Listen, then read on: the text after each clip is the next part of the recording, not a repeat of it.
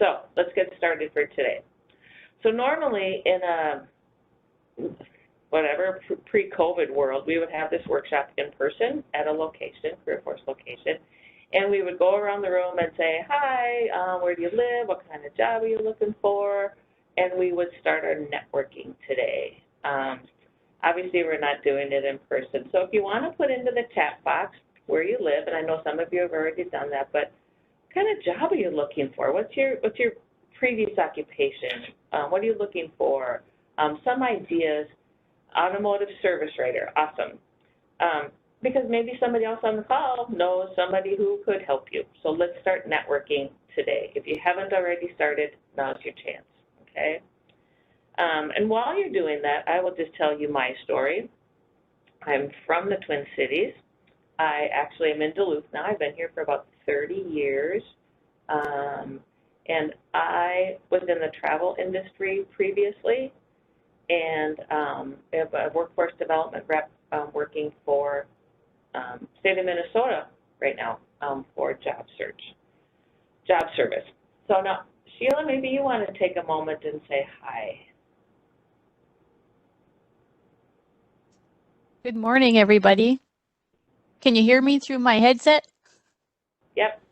I feel like I'm a pilot ready to take off. My name is Sheila.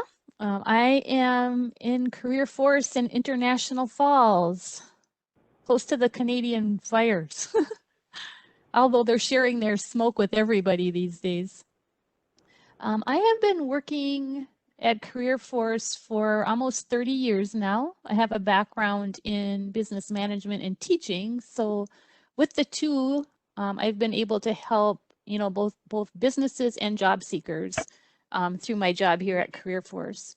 My role today will be your moderator. I'm hosting the chat box.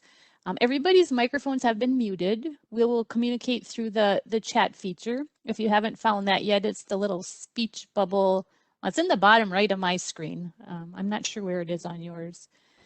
You can put your comments in the chat. If you would like all participants to see your question or comment, you can send it to everyone. Otherwise, you have the option to choose host or all panelists if you want to send it privately to Rhonda or myself. And just be aware, if we don't have time to answer your questions today in the chat, we will respond individually to you after the workshop and respond to your question.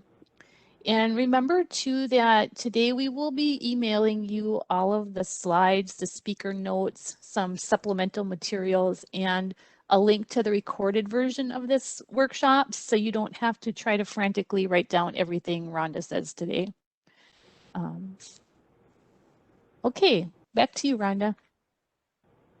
Thank you, Sheila.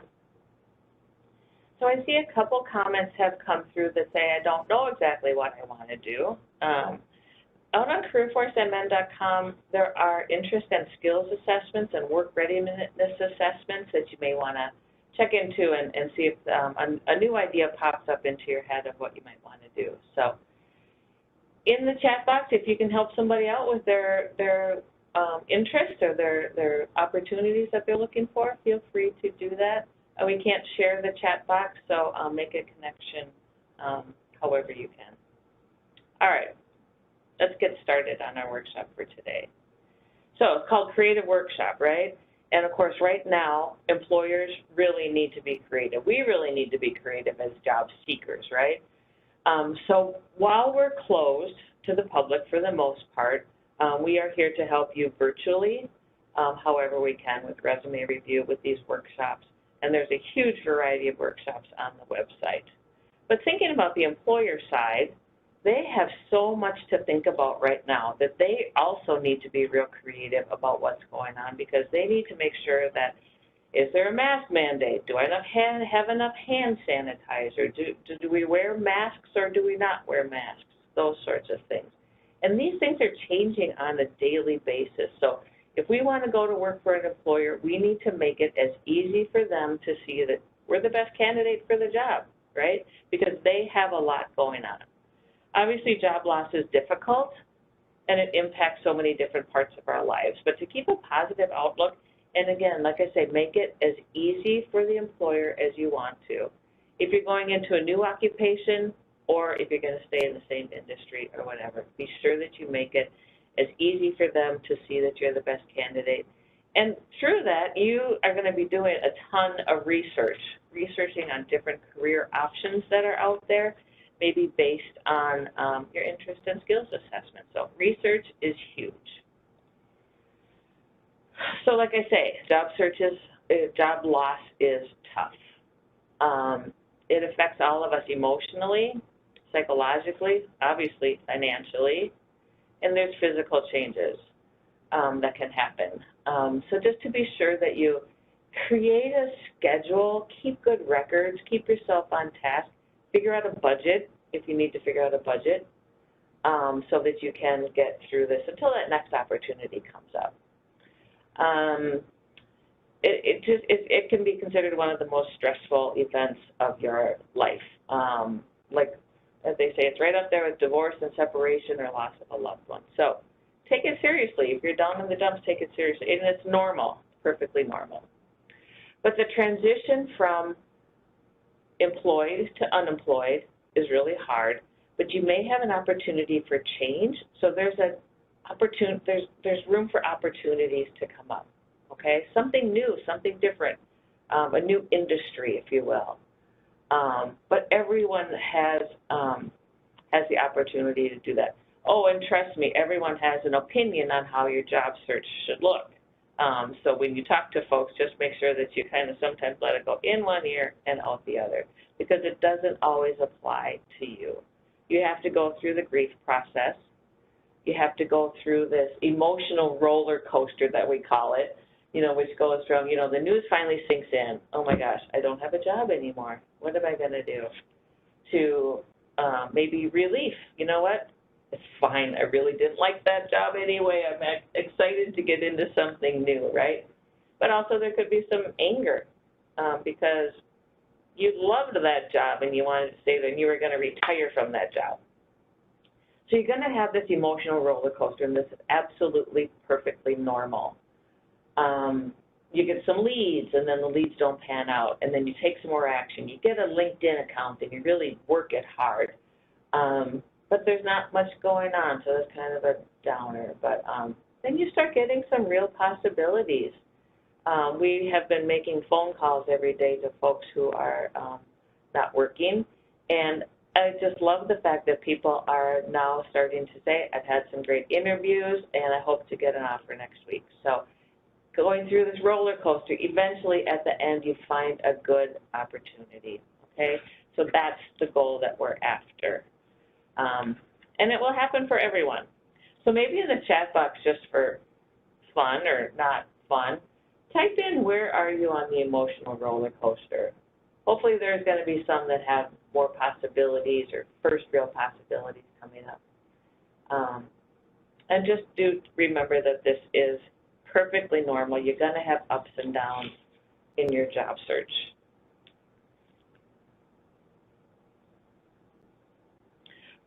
But what you need to do, kind of lost, you're on the ride, optimistic, excellent, taking longer than expected, yes, again, and that's part of that is COVID. Employers are trying to figure out how can we ramp up, how can we get going again. Self-doubt, all over the map, yep, go through the whole thing, even maybe within a week or so you go through all of those emotions. Oh, don't give up. Don't give up. Working on your resume, that's great, and we can always help you with those things too at CareerForce. And what's important about realizing that this is emotional for everyone, you give yourself credit for your feelings, your anger or your depression or your just sadness or your relief, all those things. Just recognize your feelings and give yourself credit for it. When I wasn't working 10 years ago, before I got my job here, I was laid off, and I was really down in the dumps about it because I'd never been let go from a job before. I talked to my pastor, and I just said, what am I going to do? And we had a really great talk about it. And so I felt really safe talking to her about it because obviously non-judgmental, all those things. And every time I would get on that bottom slope of the emotional roller coaster, I would think about, what would Robin say right now?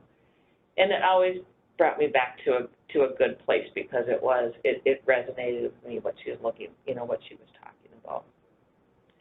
So if you're angry or happy or whatever, if you need to get some forgiveness,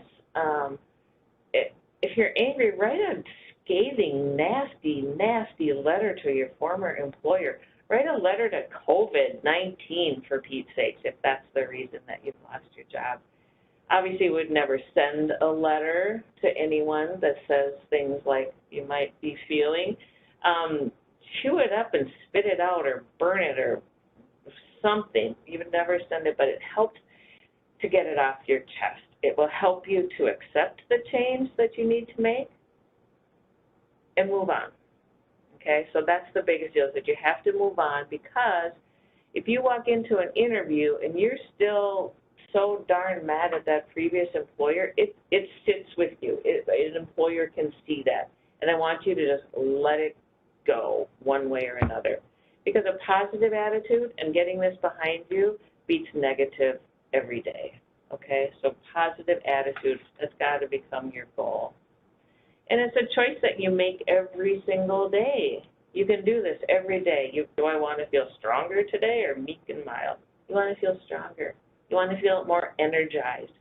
And obviously you want to feel positive. It's all about your attitude. And look at yourself in the mirror maybe in the morning and say, would I hire me today? Am I the best that I can be today? You want to be your best all the time. Even when you go out to the grocery store, go to Home Depot, you want to be the best because you don't know who you're going to run into at the store. So, it's that first impression that you're going to make, and a negative attitude can just lead to missed opportunities, and you don't have the time for missed opportunities. We want to take advantage of all the opportunities that come to us. And people are going to ask you how you're doing today, and if you start grumbling right off the bat, it's going to be hard for them to recommend you to someone that they know for a job. So it's the one thing that you have control over. So you know what, if you get up in the morning and you've got your crabby pants on and it's not going to change for the whole day, maybe that's not your best day to go and apply for jobs and go networking. So just keep it in mind. Give yourself, you deserve a crabby day every now and again because you are in a situation that we didn't want to be in. So some different ways to stay positive, and I again encourage you to put into the chat box things that you personally do to try and stay positive through all of this, but talking with others about what's going on. I have a coworker sitting here with me, and she asks me every time I see her, how are you doing today? And if something were really bugging me, or if I had a situation I wanted to talk about, I want to have good people that I can talk to, okay? Find those good people that you can relate to. Could be a support group of some sort. Could be the job clubs that we offer. Could be exercising. Now, when I wasn't working, I didn't exercise. I think I chose donuts instead of exercising, so I had to pay the price for that. So I encourage exercising. Just makes you feel better to get out for a walk.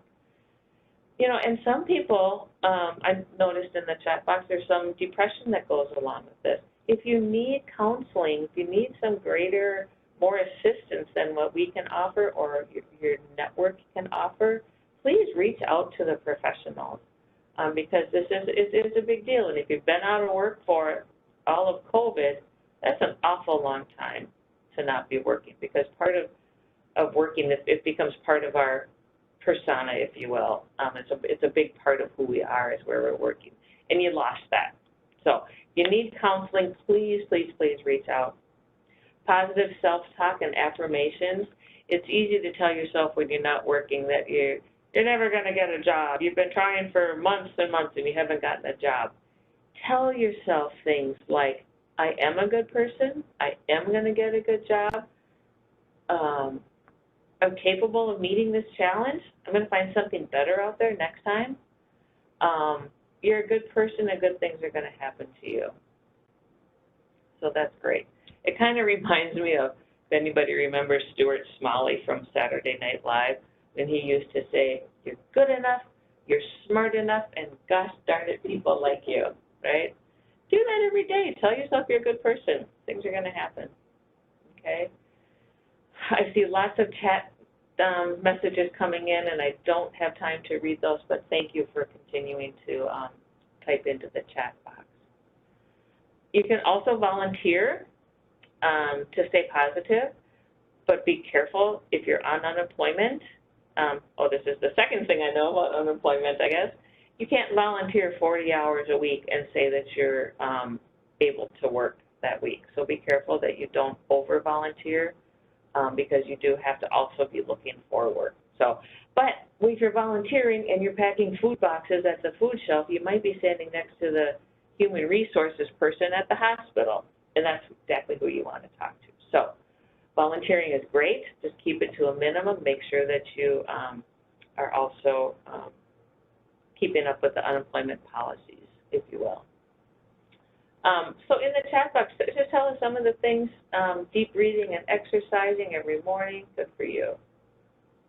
Sheila just posted the networking events calendar. Thank you, Sheila, that's awesome. Yeah, so whatever you can do to stay positive is wonderful. Dance like nobody's watching, maybe, if you can. So now, what are you going to do? How do I know what I want to do next? Well, this is a list of some websites that we highly recommend where you can go and assess yourself, assess your skills that you have today. With the skill set that I have today, what kind of jobs could I go do? Okay? With the interests that I have today, hot dogs and beer, that one caught my attention. I'm with you on that. With the interests that I have today, what would be a good job for me? And to me, the perfect job is where your skills and your interests collide because you're going to want to do it, you've got the interest in doing it, and you've got the skills to do it. Now, it may take some training to get to the job that you want. And again, reach out to the dislocated worker counselors if you need some real short-term training to get to that. But these websites are going to help you, maybe help you figure out what do I want to do, which is really great because we don't always know. And if you've been in an industry that really might not bounce back to where it was, you may have to make a change. So this is a great place to start. Doing your homework. What are some things that I could do? What do I need to fill in those skill gaps that I have? Maybe it's just taking an online course through Microsoft Office. Maybe it's just getting a short-term CNA training or CDL training, and then you'll get on to that next opportunity. So you know what? Make the move to do something new or don't. Do whatever is comfortable, whatever is going to work for you, but just knowing that you've done the research, you've done the hard work beforehand, your homework, before you make those decisions. And filling in those skills gaps is certainly doable, okay? So this is just a screenshot from careerforcemn.com of that, the online tool, so things that we can offer you. So taking that employment readiness assessment. This screen is awfully small, so I have to kind of take a peek at it here. Take an interest assessment, a skills assessment. Look at the jobs that are in demand right now during COVID-19 and see if you line up with any of those. If they're in demand, that is a great job to go apply for. View the occupations in longer-term demand, so those ones that are out there that are going to always be needed. You can build your resume, and you can look at the set career goals and explore different occupations on the careerforcemn.com online tools page. And then matching your skills to the training that's out there so that you know what will it take to get into that next opportunity. So this is just a screenshot of the My Skills, My Future website. So what you would do here is put in your current or past job, dental assistant, travel agent, customer service. Click on Find the Matches, and it will bring up a list of other jobs that use that very similar skill set that you hadn't thought of before, which is really great. It's just new opportunities, new things. We kind of get stuck in a rut of, this is what I've always done, that's what I should continue to do. But if there's something that takes that and builds on it even a bit more, I think that's a great opportunity. Here's a screenshot of a state of Minnesota job skills transfer assessment tool, kind of that same thing. This is what I've been doing. Here are some other things that kind of match that opportunity, which is great. So this is a state of Minnesota website. We sort of have expanded on the business and financial operations occupations here. So under that is accountants, assessors, auditors, business community planners, things like that. So, but you can click on any of these headers and drill down a little bit more to those other occupations. So now, I mean, we haven't even started our job hunt yet. This is all just in preparation of what we're going to do to go apply for a job. And I think really first and foremost, you want to manage your schedule so you don't get bogged down with 18 hours on job search websites. You really have to balance your personal life and your job search in order to stay healthy through this whole thing. So you got to balance that out. We're going to talk about SMART goals. Actually, Sheila's going to talk about SMART goals in just a moment. But you want to keep good records. And this is not only to keep yourself organized, it's also in case you get an unemployment audit. They want to know who you've been applying for jobs with and when. But you also want to keep yourself on track. So whatever system works for you, whether it's a recipe card file, I just aged myself pretty much there, didn't I now? Yeah, okay.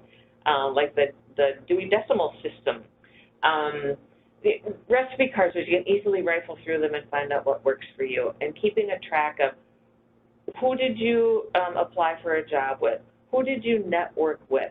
What was that? When did we talk? How were we going to get back to each other? What's the company we talked about? Just a summary of that information that you have so that when somebody calls you, you can easily retrieve that information. Probably on a computer, probably somehow, so that you can, like I say, access that information quickly. If you have an interview with an employer or you send a resume and they call you back, you want to have the details of what resume did I send them, what did we talk about, how did we finish the conversation. Keeping good records is pretty critical. And having that detailed record of your work history handy so that you can easily copy and paste it into applications is really nice. And the hardest thing, I think, is keeping an updated list of usernames and passwords. If you have to change them constantly and you have a different one for every single career website you go to and every single company website you go to, make sure that you keep all those things handy as well. So if you can, set up your own little workstation at home or wherever you are so that you can easily access those things. You know, and have all the supplies that you need at your desk area, pencils, paper, phone charger. You don't want your phone to die when an employer calls you, so have your phone charged up and have your phone charger there. And set up, speaking of employers reaching out to you, set up a really professional email that you can use in your job search. I might want to use my pretty grandma at yahoo.com for family and recipes and jokes and things like that, but I would use something more personal for my job search. So make sure that you do have something personal. The accounts are free, and when you get that next job, you can just forget about it or check it now and again. Maybe something even better came through. So be sure that you have a good email account set up. So, Sheila, I think you are on for SMART goals.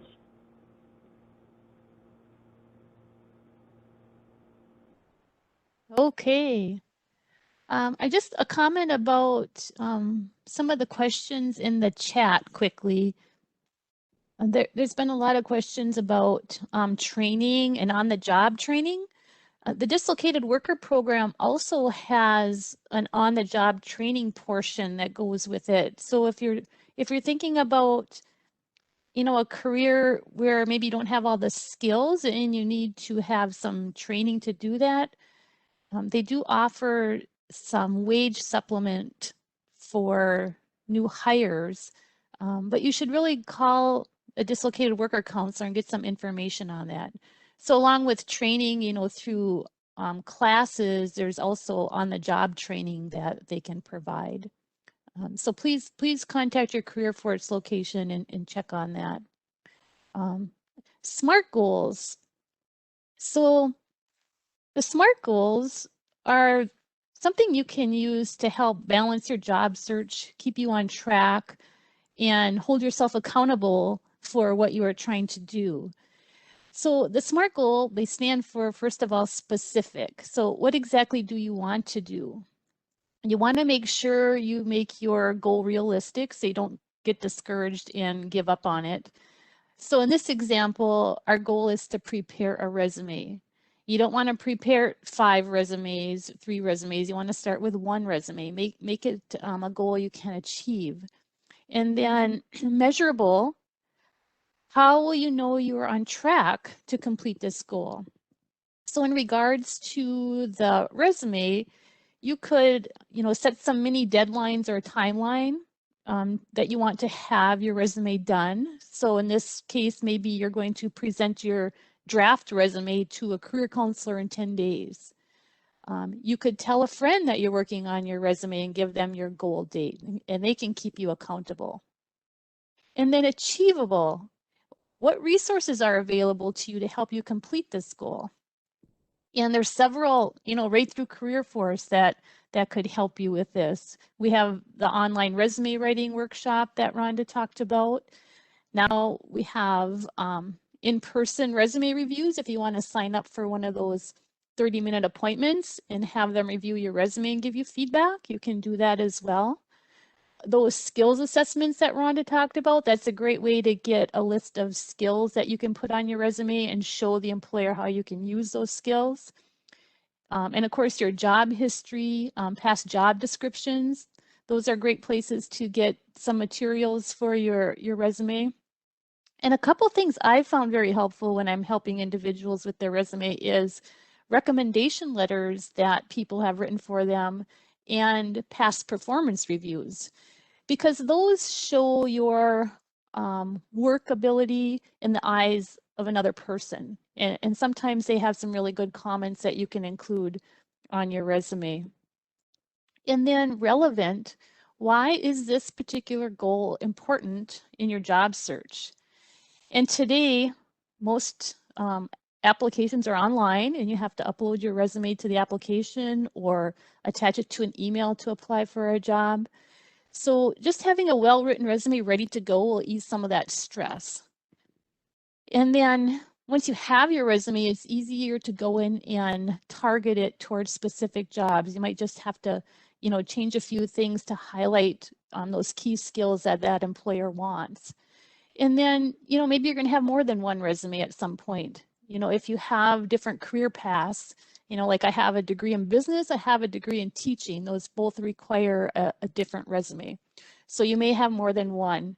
And on the minnesotaworks.net site, you can upload up to 5 resumes. So keep that in mind when you're using that site. And then timely. When are you going to complete the goal? This is where you can use a specific date.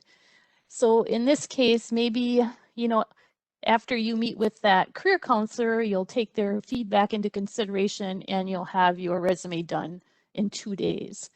And then your friend or whoever you told about it will check on you at that date too and see if you've completed it. And keep in mind, you can work on more than one goal at a time, but make sure they're manageable and you don't do so many that is overwhelming for you. Prioritize what you need to do today, to return to work as soon as possible. And one of the supplemental materials we'll send in the follow-up email is a SMART Goals worksheet. So you can use that as a guide when you're working on your goals. And if you have any questions about the SMART goals, you can certainly put them in the chat. Okay. Okay, thanks, Rhonda. Thank you, Sheila. You did such a great job with that. There were some things that came through on the chat that maybe, Sheila, you can answer going through there. Someone was talking about not being able to upload a resume to an application with a phone. Remember, there are several, I think about 16 or 18 career force locations statewide that are open for one-on-one assistance, and that is exactly what we would love to help you do, is to get that resume uploaded and apply for a job. We can help you with all of those things. Also check libraries. Yep, thank you very much, Yvette. Libraries will help you do that too. But keep an eye open for your local career force to see if they have one-on-one opportunities. Great, okay. Moving on, let's see, and I think I'm going to say this probably 15 times during all of this, is research, research, research. So what should you research? The company's products and services.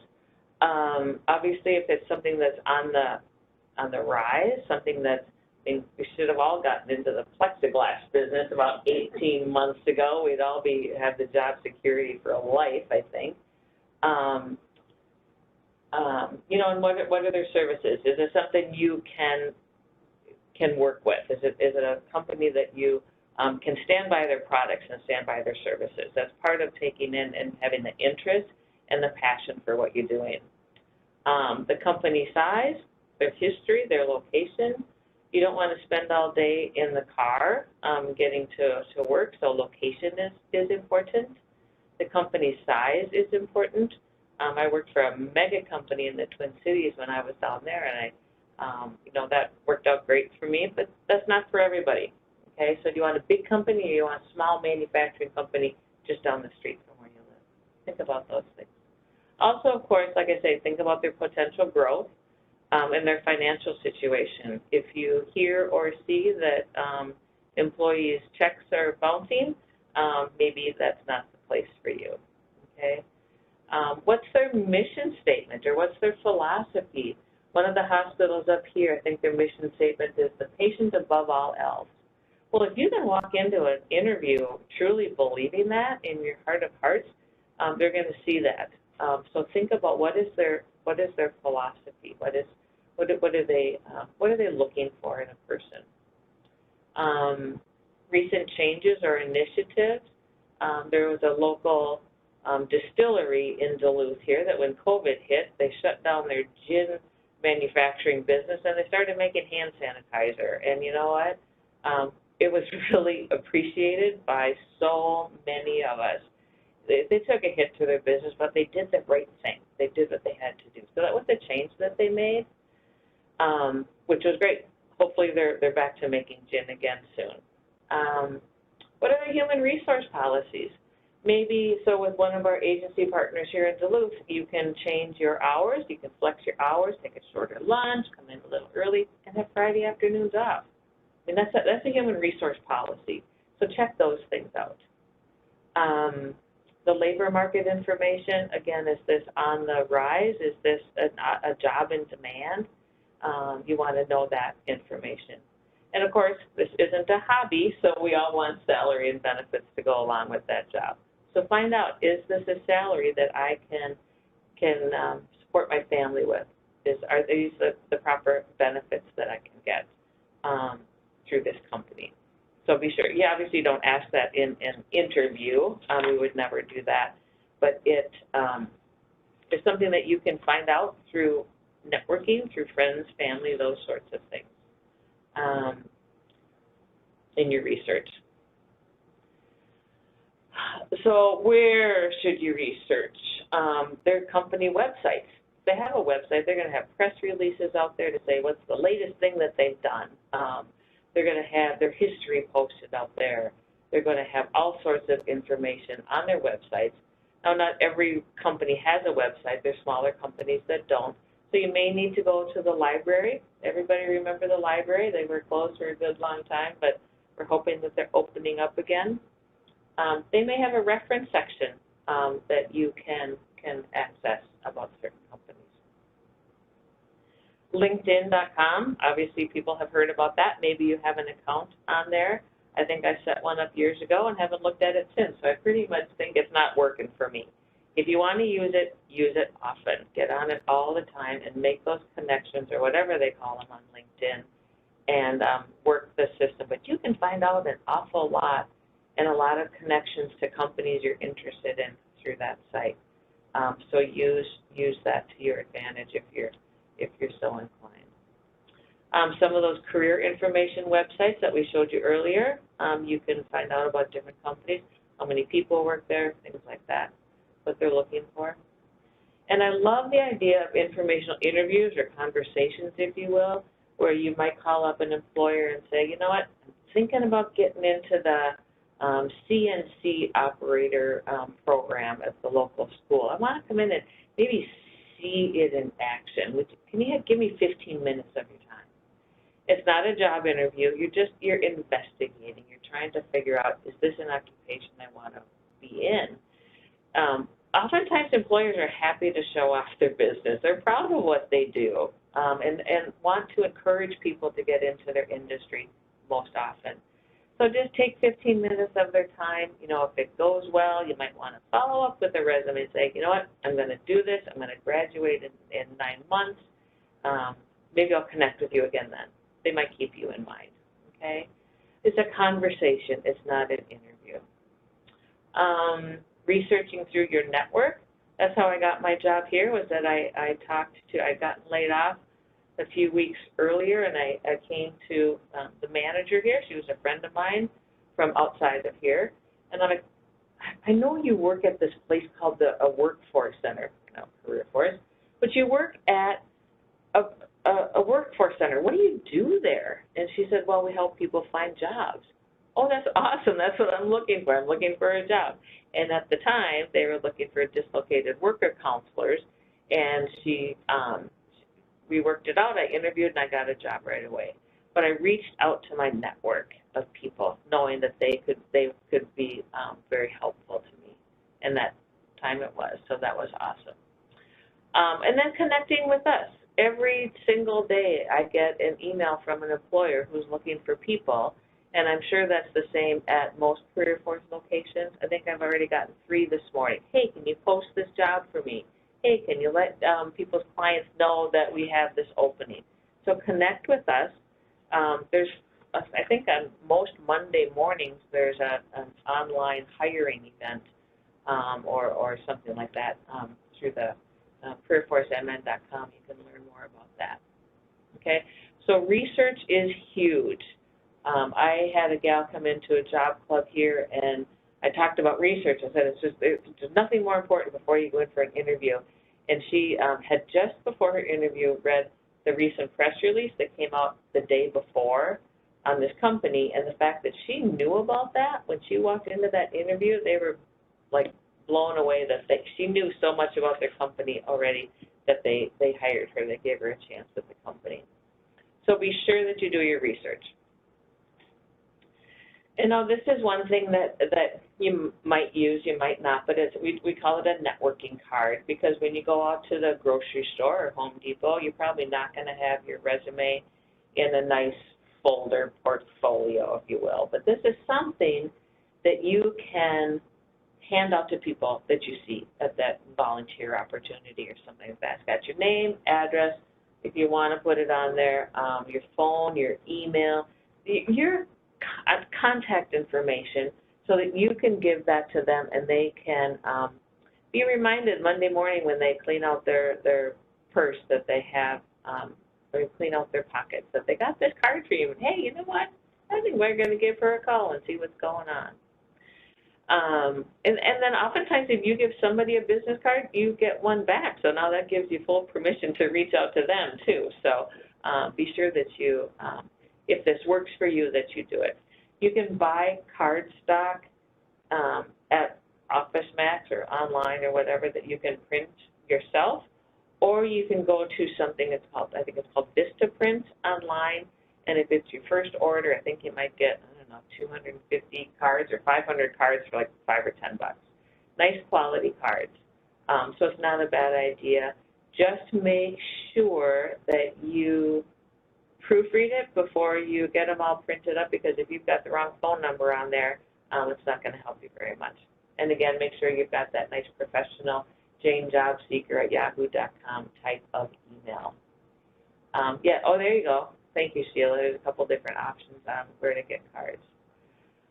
So if you're so inclined, it's something that you can do. You can also type, put something on the back with your related skills if you're only looking for one area of employment. If you've got an open book and you're applying for other things, be sure that you don't pigeonhole yourself with skills that don't lend themselves to other areas of expertise, if you will. But yeah, it's a great idea. Unless you're going to carry your resume around, I mean, you can do that too. It never worked for me. Now, you're going to learn more about this next week in the workshop, but a work portfolio is just a nice binder portfolio, leather, whatever, plastic, whatever it is, to show some of your work that you've done.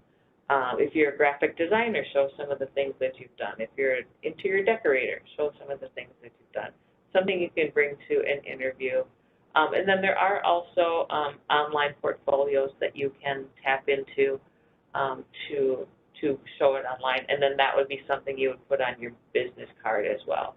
Even if you're a welder and you're the best welder in town, maybe you want to show some examples of your welding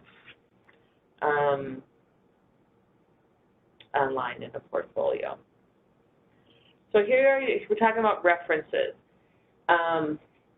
Choose the people carefully that you use for references. Don't always use the same people. Mix it up a little bit so that you're not wearing out 2 or 3 people with phone calls and that. You want to find people who will say really good things about you, of course, but also say them well. Really let that person on the other end of the line know of your character and of your work ethic and those things. Someone who is not afraid to pick up the phone and talk about you.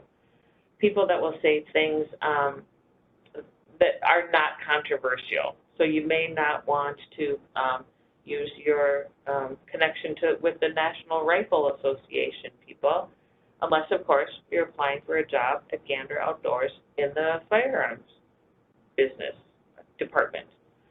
So if it applies to what you're looking for, use it. Otherwise, if it's going to be slightly controversial, and we all know what those are, don't use them. It's best to have somebody that's a little bit more neutral.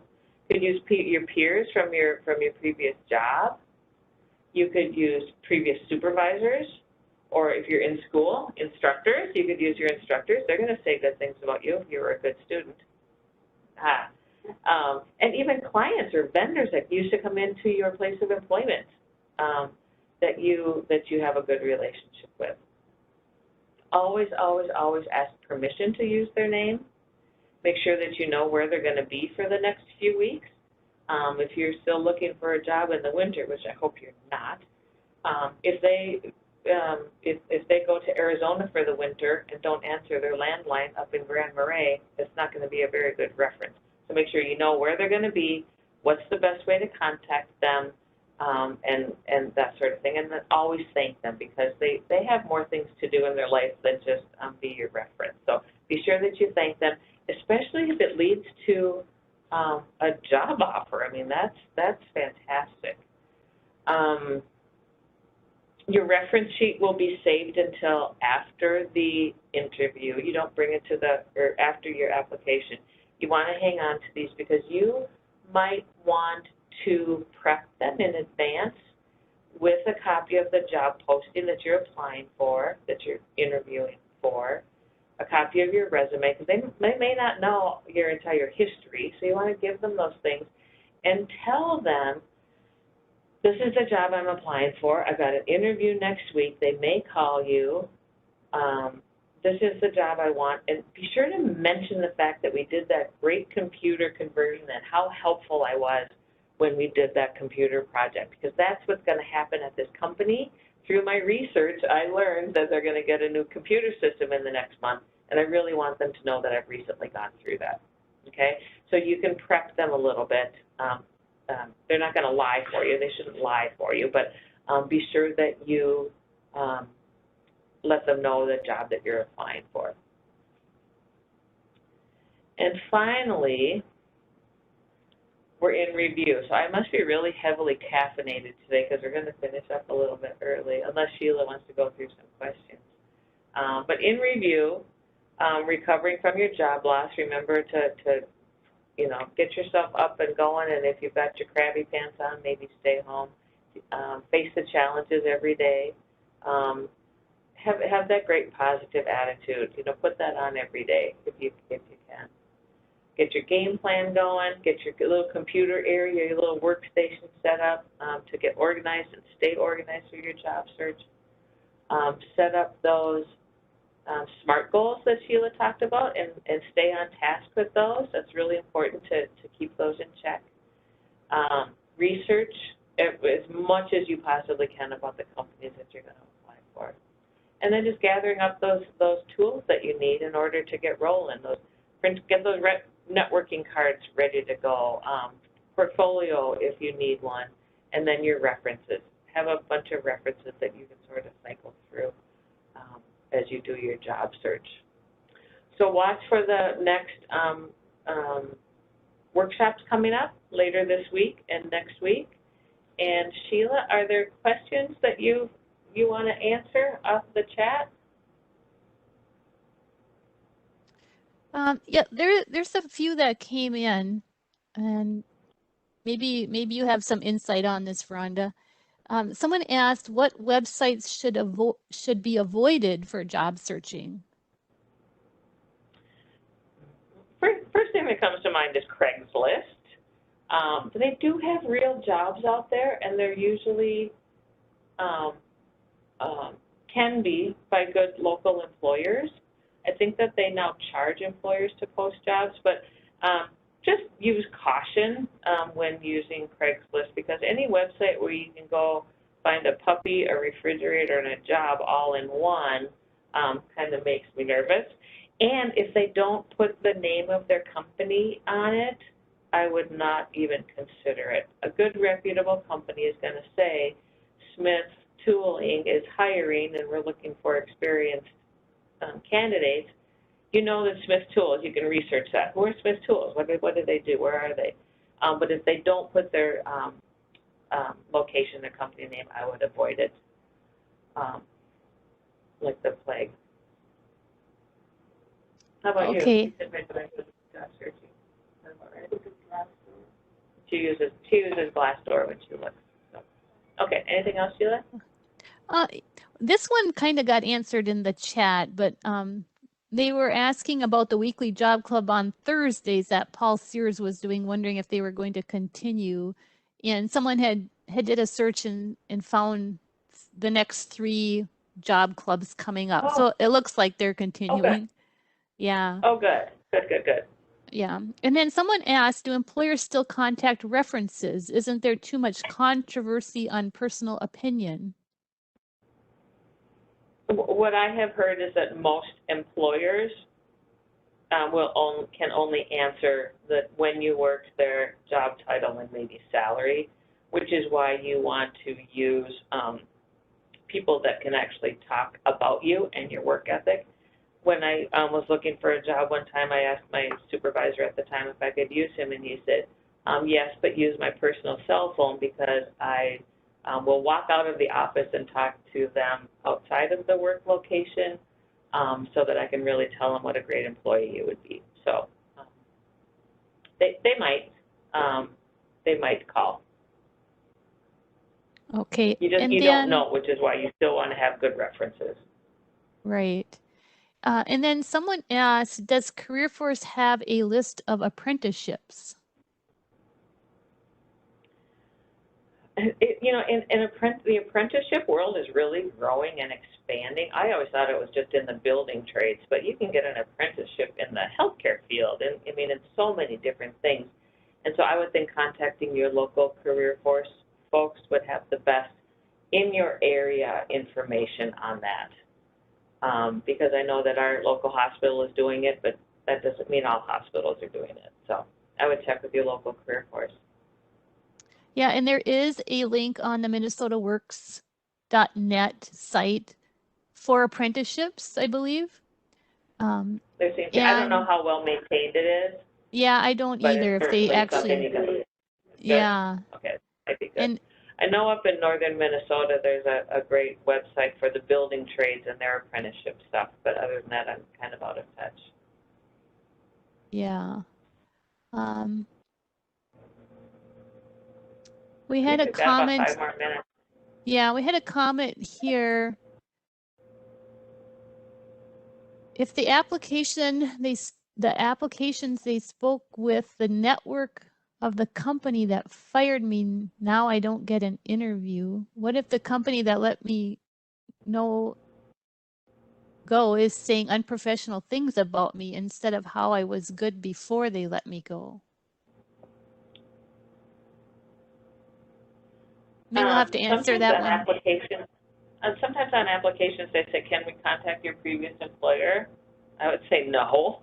And they certainly shouldn't be saying things like that. I mean, I would think the professional question would be, would you rehire this person for whoever is making the call?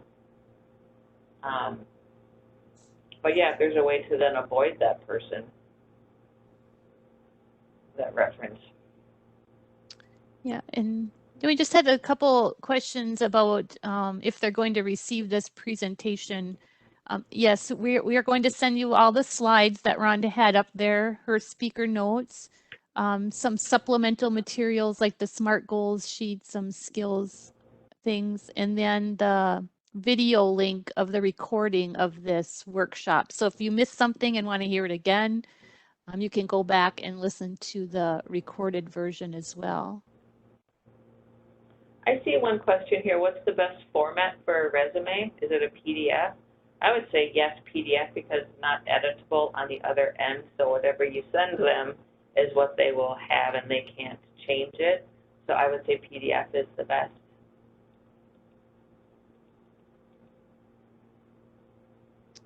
Okay, boy, there's lots of comments coming in. I don't see any other questions right now, but we can review this and get back to those individuals if we did miss anything.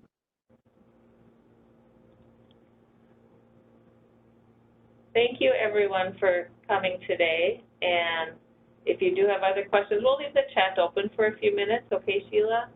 In case you have a final comment or question that we can respond to for you. Otherwise, I think that's it for today. So good luck, everybody.